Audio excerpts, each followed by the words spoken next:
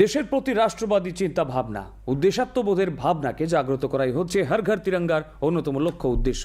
Town Bordowali মণ্ডলের উদ্যোগে আজ আগরতলায় আয়োজিত স্বচ্ছ ভারত অভিযান কর্মসূচিতে অংশ নিয়ে একথা বলেন মুখ্যমন্ত্রী প্রফেসর ডক্টর মানিক সাহা।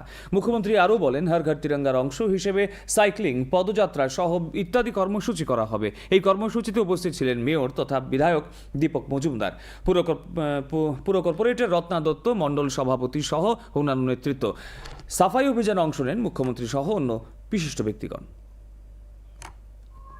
আমাদের এই দেশকে স্বাধীন করার জন্য যারা বলিদান হয়েছেন বা পরবর্তী সময়ে দেশ রক্ষার্থে যারা বলিদান হচ্ছেন বা হয়েছেন তাদের প্রতি শ্রদ্ধা জানানোর জন্যই হর ঘর তিরঙ্গা যে প্রোগ্রাম উনি আমাদের আহ্বান করেছেন সেটা আমরা পালন করেছি। 2023-এও আমরা পালন করেছি, এবার 2024-এও। সব মিলিয়ে আমরা ইতিহাসকে ভুললে চলবে না, সেই কারণেই আজকের এই হর ঘর তিরঙ্গা প্রোগ্রাম।